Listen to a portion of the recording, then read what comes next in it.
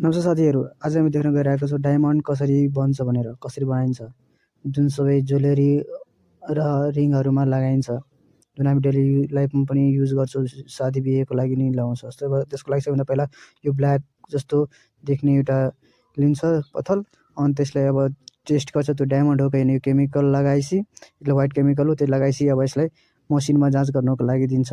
यो पुरै भेरिफिकेसन गरिन्छ मसिनमा।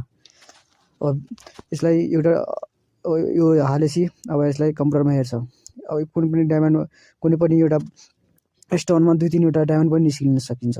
अब हेर्न सक्नुहुन्छ यो 3वटा पनि निस्किन्छ भने यो कति प्रोबेबिलिटी हो, डायमन्ड कति छ भनेर एउटामा त्यो चेक गरिरहेछ।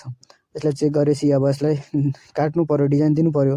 त्यसको लागि अब नेक्स्ट स्टेप गरिन्छ। त्यसको लागि सबैभन्दा पहिला गम लगाएर अनि त्यो माथि हालेर चिप्काएर अनि अब डिजाइन कस्तो डिजाइन चाहियो भनेर त्यो कम्प्युटरबाट दिइरहेछ। अब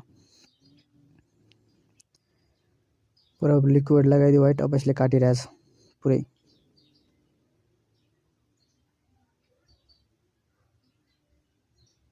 सबै कुरा कम्प्युटरबाट नै हुन्छ। अब कतिको छ, यो कति एमएमको छ भनेर त्यो टेस्ट गरिरहेछ। अब गरेपछि यसलाई अब पत्थरलाई पुरै मस्तले अब त्यो चम्किलो बनाउनु पर्यो, टल्किने बनाउनु पर्यो। त्यसको लागि अब त्यो घुम्ने प्लेटमा त्यसलाई मिलाइरहेछ, एउटा सेप दिइरहेछ। त्यसको लागि देख्नु साथीहरू कति मान्छेहरू चाहिन्छ। त्यही भएर डायमन्डहरूको मूल्य यत्रो बढी भएको हुन्छ।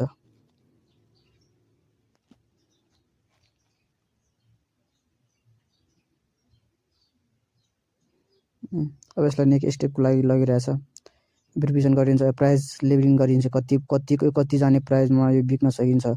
यसको लागि धेरै मेहनत गर्नुपर्ने हुन्छ। अब यो डायमन्ड प्योर छ त्यो छ चेक गर्नु पर्यो, पैसा कति मार्केटमा बेच्ने, के गर्ने, यो प्राइस डिटरमाइन गर्ने प्रोसेस हो। यसलाई चेक गरिरहेछ पुरै माइक्रोस्कोपले। चेक गरेपछि यसलाई नेक्स्ट स्टेपको लागि यसलाई मार्केटमा पठाउने काम गरिन्छ। त्यसपछि हेर्न सक्नुहुन्छ हाम्रो रिङ तयार भइसक्यो।